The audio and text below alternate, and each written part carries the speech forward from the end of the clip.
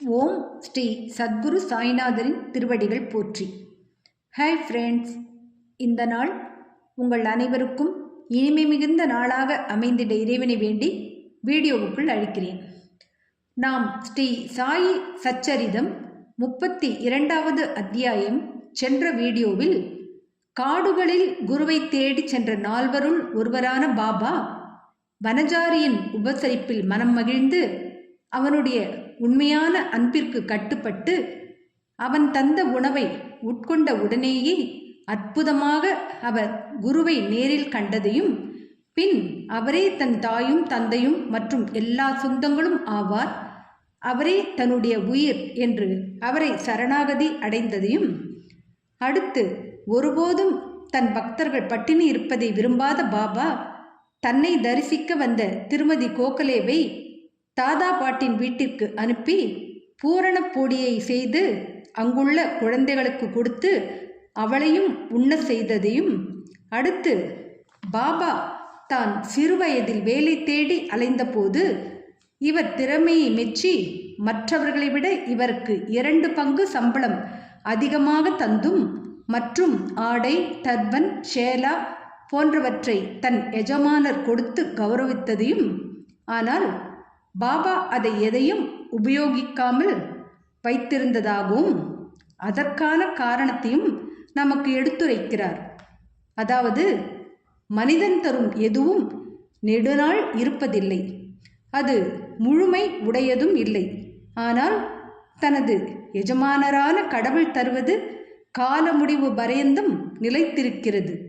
அவரின் வெகுமதியை வேறெந்த வெகுமதியுடனும் ஒப்பிட முடியாது என்ற அற்புதமான இறை பேருண்மையை நமக்கு கூறி நம் அகக்கண்களை திறந்து நாம் எப்பொழுதும் இறைவனிடம் மட்டுமே கையேந்த வேண்டும், ஏனெனில் அவர் இல்லை என்று சொல்லுவதே இல்லை என்ற ஆழமான கருத்தையும் நம் உள்ளத்தில் பதித்ததை கண்டோம். இந்த அத்தியாயத்தில் ஊதியின் பெருமை, ஊதி யார் யாருக்கு எப்படி பயன்பட்டது என்பதைத்தான் தெரிந்து கொள்ளப் போகிறோம். வாங்க வீடியோவுக்குள் போகலாம். அத்தியாயம் 33. ஊதியின் பெருமை. தேள்கடி, பிளேக் வியாதிகள் குணமாக்கப்படுதல், ஜாம்நேர் அற்புதம், நாராயண் ராவின் வியாதி, பாலா புவா சுதார், அப்பா சாஹேப் குல்கர்னி, ஹரிபாவ் கர்னிக். சென்ற அத்தியாயத்தில் குருவின் பெருமை பற்றி நாம் விவரித்தோம். இந்த அத்தியாயத்தில் உதியின் பெருமை பற்றி விளக்குவோம். முன்னுரை. இப்போது பெரும் ஞானிகளின் முன் தலை தாழ்த்தி வணங்குவோம். அவர்களின் கருணை நிறைந்த கடைக்கண் பார்வைகளே மலை போன்ற பாவங்களை அழித்து நமது ஒழுக்கத்தில் உள்ள தீய கரைகளை நீக்கி சீர்படுத்துகிறது. அவர்களின் சாதாரண பேச்சே நல்ல உபதேசத்தை அளித்து நமக்கு அழியாத இன்பத்தை நல்குகிறது. இது எங்களுடையது, அது உங்களுடையது என்ற பாகுபாடு அவர்கள் மனதில் எழுவதே இல்லை. அவர்களது கடனானது இப்பிறவியிலும் இனிவரும் பிறவிகளிலும் நம்மால் திருப்பிக் கொடுக்கப்பட போவதே இல்லை. உதி. பாபா அனைவரிடமிருந்தும் தட்சிணையை பெற்றார். இவ்வாறாக சேகரிக்கப்பட்ட பணத்திலிருந்து அவர் பெருமளவு தர்மத்திற்கும் மீதியை விறகு வாங்குவதற்கும் செலவழித்தார். அவர் எப்போதும் எரிவிட்டு கொண்டிருந்த துனி என்ற புனித நெருப்பில் விறகை இட்டார். இந்நெருப்பிலிருந்து வரும் சாம்பலானது உதி என்று அழைக்கப்பட்டது. பக்தர்கள் ஷீரடியை விட்டு புறப்படும் சமயத்தில் இந்த உதியானது தாராளமாக விநியோகிக்கப்பட்டது. இந்த உதியினால் பாபா குறிப்பிடுவது அல்லது உபதேசிப்பது என்ன? இப்பிரபஞ்சத்தில் காணப்படும் நிகழ்ச்சிகள் யாவும் சாம்பலை போன்று நிலையற்ற பொருள் என்பதே. பஞ்சபூதங்களால் அமைக்கப்பட்ட நம் உடம்பானது அவைகளின் எல்லா இன்பங்களையும் துய்த்து முடித்து ஓய்ந்த பின்னர் சாம்பலாக்கப்படும். அவர்களின் உடல் சாம்பலாக்கப்படும் என்ற உண்மையை பக்தர்களுக்கு நினைவூட்டவே பாபா ஊதியை வழங்குகிறார். பிரம்மம் ஒன்றே மெய்ப்பொருள் என்பதையும், பிரபஞ்சம் நிலையற்றது என்றும், தந்தை, தாய், மகன் இவர்கள் யாவரும் உண்மையில் நம்முடையவர் அல்ல என்றும் இதனால் உபதேசித்தார். இவ்வுலகத்துக்கு நாம் தனியாக வந்தோம், தனியாகவே உலகை விட்டு போக வேண்டும். உதி பலவிதமான உடல் மன நோய்களை குணப்படுத்தியது என்பது அறியப்பட்டது. இப்போதும் கூட அறியப்பட்டு கொண்டிருக்கிறது. நித்திய அனித்திய வஸ்துக்களை பகுத்துணரும் விவேகம் மற்றும் அனித்திய வஸ்துக்களில் பற்றின்மை முதலியதான தத்துவங்களை பாபா அவரது உதி தட்சணையின் மூலம் அடியவர்களின் காதுகளில் ஓத விரும்பினார். முன்னது உதி விவேகத்தையும் பின்னது தட்சிணை பற்றின்மையும் நமக்கு அறிவுறுத்தியது. இவ்விரண்டும் நம்மிடத்தில் இருந்தாலொழிய நாம் இச்சம்சார சாகரத்தை கடக்க முடியாது. எனவே பாபா தட்சிணையை கேட்டு பெற்றார். அவர்கள் விடைபெறும்போது உதியை பிரசாதமாக அளித்து அதை அவர்கள் நெற்றியிலிட்டு தமது வரம் நல்கும் கரத்தை அவர்கள் தலைமீது வைத்தார். பாபா மகிழ்வான மனநிலையில் இருக்கும்போது ஆனந்தமாக பாடுவார். அத்தகைய ஒரு பாட்டு உதியை பற்றியதாகும். உதி பாடலின் பல்லவி இவ்வாறானது. ரமதே ராம் ஆவோஜி ஆவோஜி, உதியாங்கி கோனியா லாவோஜி லாவோஜி. ஓ விளையாட்டு ராமா வாரும் வாரும், உங்களுடன் உதி மூட்டைகளை கொண்டு வாரும் வாரும். பாபா இதனை மிகுந்த தெளிவான இனிமையான குரலில் பாடுவது வழக்கம். உதியை பற்றி ஆன்மீக குறிப்பாக சொல்லப்பட்ட பொருள் இவ்வளவே. அதற்கு தன்னுடையதான லௌகீக தனிமுறை சிறப்பு கூட உண்டு. உதி ஆரோக்கியம், சுபிட்சம், கவலைகளில் நின்று விடுதலை மற்றும் பல லோகாயத லாபங்களை அளித்தது. எனவே நமது ஆன்மீக லௌகீக லட்சியங்களை எய்த நமக்கு உதவுகிறது. உதி பற்றிய கதைகளை நாம் இப்போது தொடங்குவோம். தேல்கடி. நாசிக்கை சேர்ந்த நாராயண் மோதிராம் ஜனி என்பவர் பாபாவின் ஒரு அடியவர். இவர் ராமச்சந்திர வாமன் மோடக் என்ற பாபாவின் மற்றும் ஒரு அடியவரின் கீழ் வேலை பார்த்து வந்தார். ஒருமுறை அவர் தமது தாயாருடன் சென்று பாபாவை பார்த்தார். அப்போது பாபா அவளிடம் அவரது மகன் இனிமேல் வேலை செய்யக்கூடாதென்றும் சுய வியாபாரம் ஆரம்பிக்க வேண்டும் என்றும் கூறினார். சில நாட்களுக்கு பின் இவ்வுரை உண்மையானது. நாராயண் ஜனி வேலையை விட்டுவிட்டு ஆனந்தாசிரம் என்ற ஒரு தங்கும் விடுதியை ஆரம்பித்தார். அது செழிப்பாக வளர்ந்தது. ஒருமுறை இந்த நாராயண் ஜனியின் நண்பர் ஒருவரை தேள் கடித்தது. அதனால் ஏற்பட்ட வலி தீவிரமானது, தாங்கிக் கொள்ள முடியாதது. அத்தகைய சந்தர்ப்பங்களில் உதி மிகவும் பலனுள்ளது. வலிக்கும் இடத்தில் அது தடவப்பட வேண்டும். எனவே நாராயண் உதியை தேடினார். ஆனால் கண்டுபிடிக்க முடியவில்லை.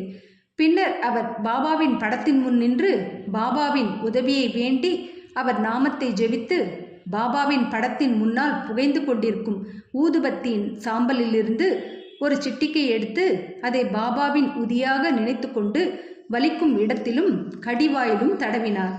அவர் விரலை எடுத்த உடனேயே வலி மறைந்து விட்டது. இருவருமே உணர்ச்சி வசப்பட்டு பெருமகிழ்ச்சி உற்றனர். நெறிகட்டும் பிளேக் வியாதி. ஒருமுறை பாந்திராவில் உள்ள அடியவர் ஒருவர் வேறோர் இடத்தில் உள்ள தனது மகள் நெறிகட்டும் பிளேக் வியாதியால் கஷ்டப்பட்டு கொண்டிருக்கிறாள் என்பதை அறிந்தார். அவரிடம் உதி இல்லை. எனவே அவர் நானா சாஹேப் சந்தோர்கரிடம் அதை அனுப்பும்படி விஷயத்தை தெரியப்படுத்தினார்.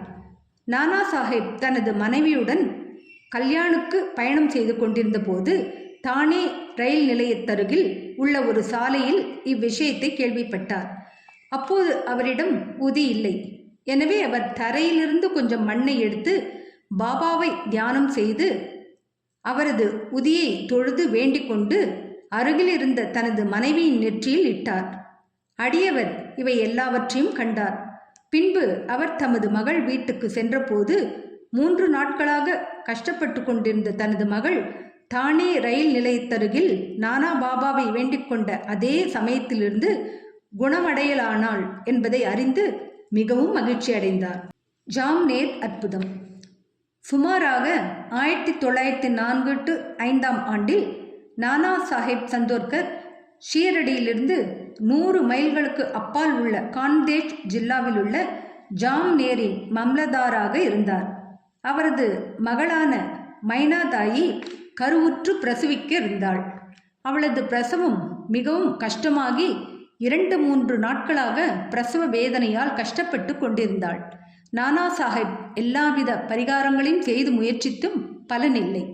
அவர் பாபாவை நினைவு கூர்ந்து அவரின் உதவியை தொழுது வேண்டினார். அப்போது ஷீரடியில் பாபு கீர் புவா என்ற பாபா கூப்பிடும் ராம் கீர் புவா என்பவர் கான்தேஷில் உள்ள தமது சொந்த ஊருக்கு போக விரும்பினார். பாபா அவரை கூப்பிட்டு அவர் வீட்டுக்கு போகும் வழியில் உள்ள ஜாம்நேரில் சிறிது தங்கி ஓய்வெடுத்து கொண்டு செல்லுமாறும் நானா சாஹேபிடம் ஊதியையும் ஆரத்தையும் அளிக்கும்படியும் சொன்னார். ராம்கீர் புவா தன்னிடம் 2 ரூபாய்கள் தான் இருப்பதாகவும் ஜல்காவன் வரையில் உள்ள ரயில்வே கட்டணத்துக்கு மட்டுமே இது போதுமானது என்றும் ஜல்காவனிலிருந்து 30 மைல் தூரத்தில் உள்ள ஜாம்நேர் வரை போவது தம்மால் இயலாது என்றும் கூறினார். இதற்கு பாபா எல்லா ஏற்பாடுகளும் செய்யப்படுமாதலால் அவரை கவலைப்பட வேண்டாம் என்றும் உறுதியளித்தார். பின்னர் மாதவ் அட்கரால் புனையப்பட்ட புகழ்பெற்ற ஆரத்தி பாடலை அதன் மொழிபெயர்ப்பு இறுதியில் அளிக்கப்படுகிறது. ஷாமாவிடம் எழுதச் சொல்லி அதன் பிரதியை உதியுடன் ராம்கீர் புவாவிடம் கொடுத்து நானா சாஹேபிடம் கொடுக்கும்படி கூறினார். பின்னர் ராம்கீர் புவா பாபாவின் மொழிகளை நம்பி ஷீரடியை விட்டு புறப்பட்டு ஜல்காவனை அதிகாலை 2 மணி அளவில் அடைந்தார். அப்போது அவரிடம் 2 அணாக்கள் தான் மீதம் இருந்தன. மிகவும் நெருக்கடியான நிலையில் இருந்தார். அவரது பெரும் சுமை தனிவுறும் வகையில், யார் ஷீரடியை சேர்ந்த பாபு கீர் புவா என்று யாரோ கூப்பிடுவது கேட்டது. பின்னர் அவர் அவனிடம் சென்று தாமே பாபு கீர் புவா என்று கூறினார். தாம் நானா சாஹேபிடமிருந்து வருவதாகவும் அவருடைய வேலையாள் என்றும் கூறி நல்ல ஜோடி குதிரைகளுடன் கூடிய ஒரு பிரமாதமான வண்டியிடம் அழைத்துச் சென்றான். அவர்கள் இருவரும் அதில் பிரயாணம் செய்தார்கள். வண்டி வேகமாக ஓடியது. அதிகாலையில் அவர்கள் ஓடைக்கரை ஒன்றை அடைந்தனர். வண்டி ஓட்டி குதிரைகளை தண்ணீர் குடிக்க அழைத்துச் சென்றான். பியூன் ராம்கீர் புவாவை சிறிது உணவு உட்கொள்ளுமாறு கூறினான். பியூனின் தாடி, மீசை இவைகளையெல்லாம் ராம்கீர் புவா பார்த்துவிட்டு அவனை முகமதியனாக சந்தேகப்பட்டு எவ்வித சிற்றுண்டியையும் அவனிடமிருந்து பெற விருப்பமில்லாதவராக இருந்தார். ஆனால் வேலையாளோ தாம் ஒரு ஹிந்து கார்வாலை சேர்ந்த சத்திரியன் என்றும் நானா சாஹேப் இந்த சிற்றுண்டிகளையெல்லாம் அனுப்பியிருப்பதாகவும் இதை ஏற்றுக்கொள்வதில் எவ்வித கஷ்டமோ சந்தேகமோ வேண்டியதில்லை என்றும் கூறினான். பின்னர் அவர்கள் இருவரும் சிற்றுண்டி உண்டு மீண்டும் புறப்பட்டனர். பொழுது வெடியும் போது ஜாம்நேரை அடைந்தனர்.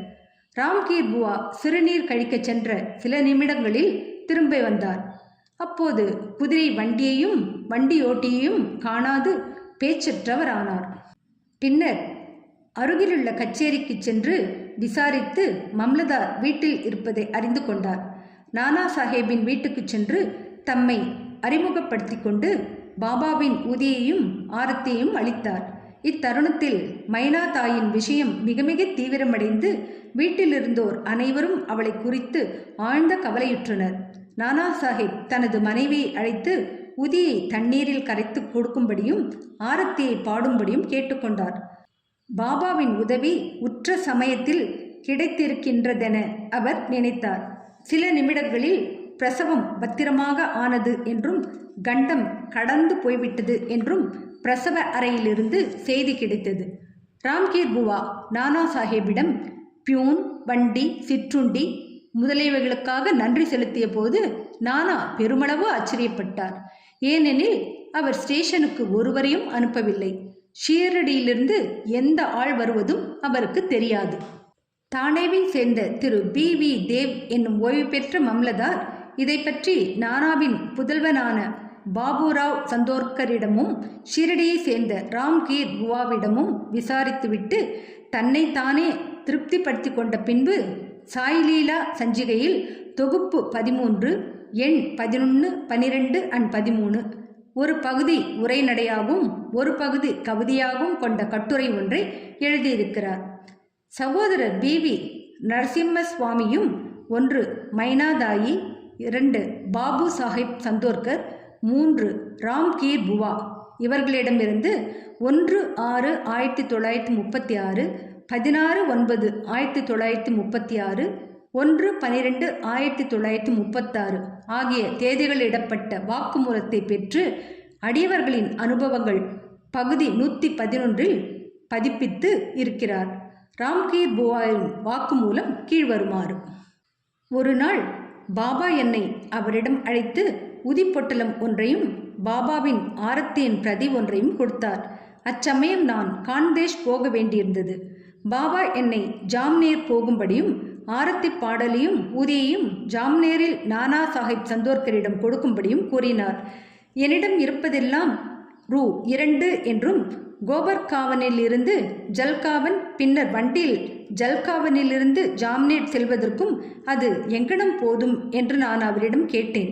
பாபா கடவுள் கொடுப்பார் என்று கூறினார். அன்று வெள்ளிக்கிழமை. நான் உடனே புறப்பட்டேன். மன்மாட் இரவு 7:30 மணிக்கு சென்றேன். பின்னர் ஜல்காவனிற்கு காலை 2:45க்கு சென்றேன். அந்த நாட்களில் பிளேக் கட்டுப்பாடுகள் விதிக்கப்பட்டிருந்தன. எனக்கு மிகவும் கஷ்டமாக இருந்தது. ஜாம்னேர் செல்வதற்கு என்ன செய்ய வேண்டும் என்று நான் கண்டுபிடிக்க வேண்டியிருந்தது. காலை சுமார் 3 மணி அளவில் பூட்ஸ், டர்பன், நல்ல உடைகளுடன் கூடிய ஒரு வேலையாள் என்னிடம் வந்து என்னை வண்டியில் அமர்த்தி ஓட்டிச் சென்றான். நான் திகிலுடன் இருந்தேன். வழியில் பாகூரில் சிற்றுண்டி உட்கொண்டேன். ஜாம்னேரை நாங்கள் அதிகாலை அடைந்தோம். நான் சிறுநீர் கழிக்கச் சென்று திரும்பிய போது குதிரை வண்டியை காணவில்லை. வண்டிக்காரனும் மறைந்து போனான். ஊதியை பற்றிய மற்ற நிகழ்வுகளை அடுத்த வீடியோவில் காண்போம். என்ன ஃப்ரெண்ட்ஸ், இந்த வீடியோ பிடிச்சிருந்தால் லைக் பண்ணுங்கள், ஷேர் பண்ணுங்கள், சேனலை சப்ஸ்கிரைப் பண்ணுங்கள். எனக்கு இதுவரை சப்ஸ்கிரைப் பண்ணியுள்ள அனைவருக்கும் என்னுடைய மனமார்ந்த நன்றிகள். மீண்டும் அடுத்த வீடியோவில் சந்திக்கும் வரை உங்கள் அனைவருக்கும் நன்றி கூறி விடைபெறுகிறேன். வணக்கம்.